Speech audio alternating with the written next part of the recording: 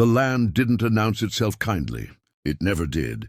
It rose out of the horizon like a scar, dry and colorless, stretching until the sky itself seemed tired of looking at it. Dust lay over everything, grass, bone, fence post, memory. It crept into boots and lungs and settled there, reminding men daily that nothing out here was permanent. Not towns, not treaties, not mercy.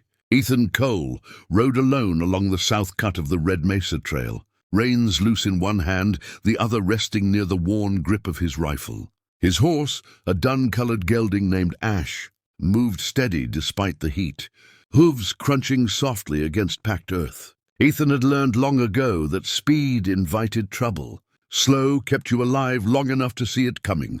The cabin waited ahead, a low shape against the scrub and stone, built from rough pine and stubbornness. He'd cut the logs himself 3 winters ago, driven nails until his hands bled, sworn he wouldn't move again.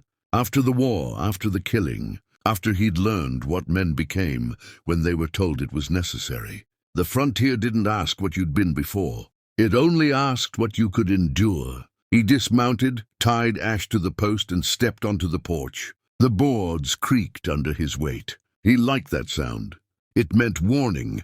Nothing came up on him without announcing itself first. Inside, the cabin smelled of leather, coffee grounds, and old smoke. He set his rifle by the door, poured water into a tin cup, and drank slow. That was when he heard it. Wood cracking. Not his cabin. Not the wind. Something farther out, east. Ethan paused, listening. Silence followed, thick and waiting. He told himself it was nothing. A branch. A dry axle snapping under too much weight.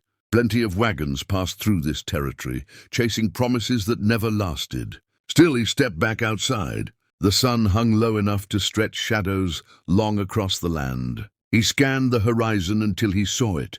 A wagon, crooked and broken near a stand of mesquite. One wheel folded in on itself like a wounded animal. A single horse stood nearby, head low, ribs showing. And beside the wagon stood a woman. She was still as stone, one hand resting on the wagon frame, the other near her side. Her hair was dark, braided tight, falling down her back. She wore buckskin worn thin by travel, dust clinging to it like a second skin. When she turned her head just slightly, Ethan saw the glint of watchful eyes fixed on him. Apache. Every instinct he had tightened at once. He didn't move for several seconds. Neither did she. The land held its breath between them. Ethan lifted one hand, palm open, slow enough that it couldn't be mistaken. He kept the other far from his rifle. He'd seen too many men die from a twitch. She watched him with a look he recognized, measuring, weighing, deciding whether he was worth the risk. Finally she spoke. Her English was rough but clear. "Wheel broke." He nodded once. "I see that." Another pause. The horse snorted softly, shifting its weight. The woman's gaze flicked toward the cabin behind him, then back. "I can help," Ethan said. "If you want." She studied his face, as if looking for lies written into the lines. Whatever she found there didn't satisfy her, but it didn't condemn him either. "My name is Narlin," she said at last. "I go north. That road won't take you far like this." "I know." Ethan stepped off the porch, moving slow, careful not to crowd her. The wagon was old, boards splintered, axle cracked clean through. A hard break, fixable but not fast. "Why are you alone?" he asked. Her jaw tightened. "Because I am." Fair enough. He went back to the cabin, retrieved his tools, and returned. She watched every movement, eyes never leaving his hands. He could feel the tension rolling off her like heat. They worked in silence at first. Ethan braced the axle, cut a replacement beam from spare wood he kept for fence repairs. Sweat soaked his shirt, dust clung to his skin. Narlin held the wagon steady when he asked, her grip strong, unflinching. At one point their hands brushed. It was nothing. It was everything. She pulled back immediately, eyes sharp. Ethan said nothing. Out here, words only made things worse. When the wheel finally sat straight again, the sun had sunk low enough to paint the plains red. Ethan tightened the last bolt, tested the balance, then stepped back. "It'll hold," he said. "Long enough to get you to the Ridge Road. After that, you'll need a real repair." Narlin nodded. She reached into the wagon, pulled out a small bundle, and extended it toward him. "No," Ethan said. "Keep it." Her eyes narrowed. "Why?" "Because you didn't shoot me," he replied. "Seems fair." Something shifted in her expression. Not trust, not yet, but surprise. She mounted the wagon seat, gathered the reins, then hesitated. "Men from town," she said quietly. "They look for me." Ethan's jaw tightened. "What kind of men?" "The kind who burn." She flicked the reins and the horse lurched forward. The wagon rolled away, slow but steady, disappearing into the lengthening shadows. Ethan stood there long after she vanished, dust settling around him like ash. That night, sleep came in fragments. He dreamed of hooves pounding earth, of faces painted in red and black, of rifles cracking in the dark. He woke before dawn, heart heavy, the silence wrong. Then he saw them, riders on the ridge, dozens of them. Apache warriors, war paint streaked across their faces, feathers braided into their hair. They sat tall in their saddles, motionless, watching his cabin from every direction. Ethan stepped onto the porch, rifle in hand, knowing one truth clear as the sky above him. Helping her had cost him something, and the bill had come due. The riders did not move when the sun rose. They sat their horses like statues carved from the land itself, faces painted for war, eyes fixed on Ethan's cabin, as if time meant nothing to them.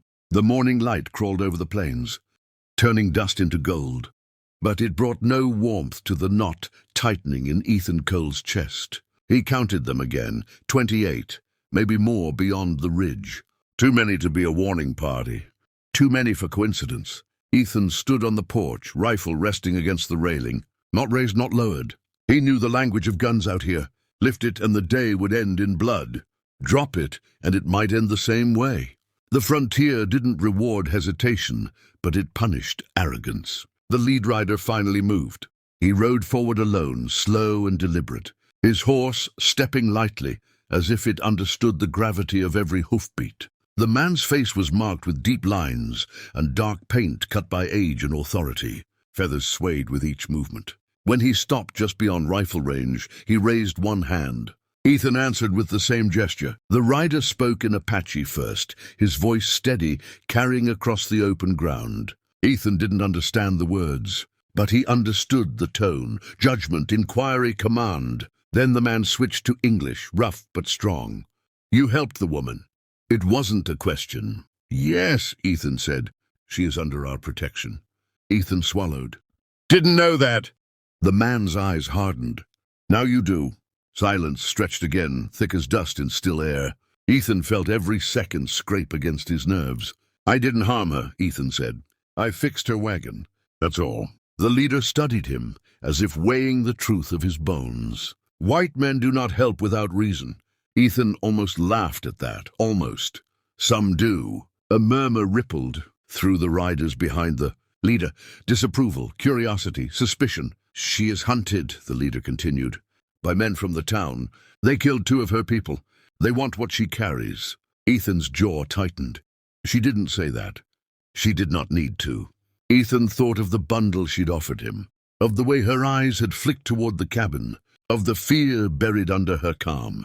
"What does that make me?" Ethan asked. "An enemy?" The leader held his gaze. "That depends on what you choose now." The riders shifted in their saddles. Horses snorted. Dust rose in faint clouds. Ethan felt the weight of 28 lives balanced on his next breath. "I won't give her up," he said quietly. The leader's eyes narrowed. "You do not have her." "No," Ethan agreed. "But I won't point you toward her either." For a long moment nothing happened. Then the leader nodded once. "You will be tested." The riders turned their horses as one, moving away from the cabin, circling wider, disappearing into the low hills, not retreating, watching. Ethan exhaled slowly. His hands were shaking. He didn't lower the rifle until they were gone from sight. By midday, the town riders arrived. 3 of them first, coming fast, careless, dust pluming behind their horses. Ethan recognized the look immediately. Men who believed the land belonged to them because no one had stopped them yet. They reined in hard near the cabin.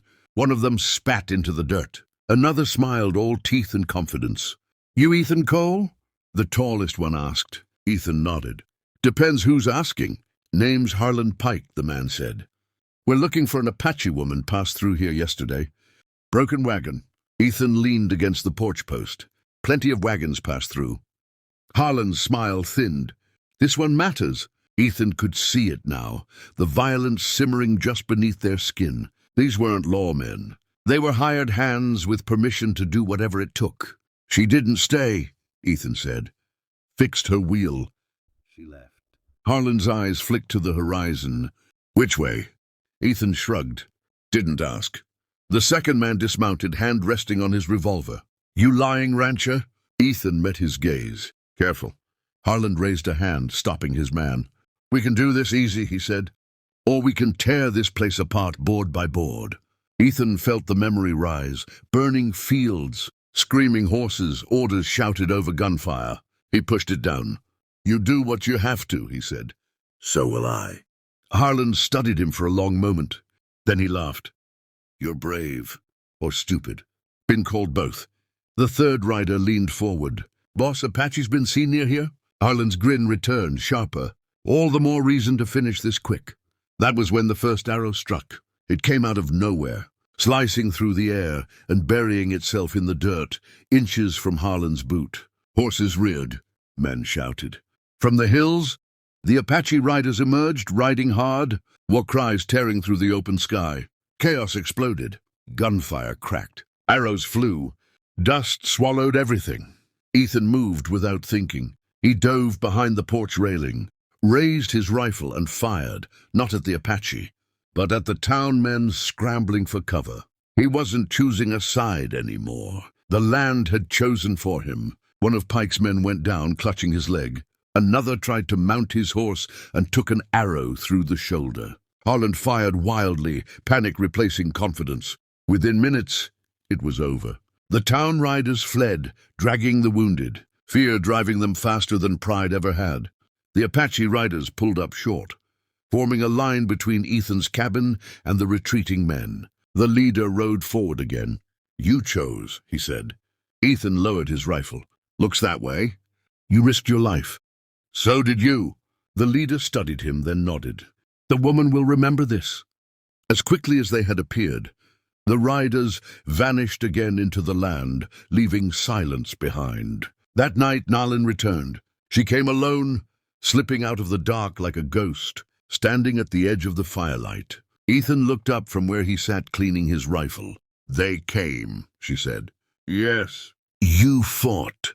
Yes. She stepped closer, firelight painting her face in soft gold. Why? Ethan hesitated. The truth felt heavier than the lie would have. Because running gets old, he said. And because some men deserve to be stopped. She studied him for a long moment. Then she sat across from him, close enough to feel the warmth. The men from town will not stop, she said. They will bring more. I figured. She reached into her bundle and unwrapped it slowly. Inside lay a small leather pouch and a folded map. Edges worn thin, this land, she said, tapping the map. It holds something they want, gold or something worse. Ethan stared at it, understanding dawning.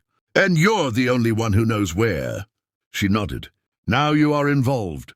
Ethan leaned back, staring up at the stars. The plains stretched endless and uncaring above them. Seems I already was, he said.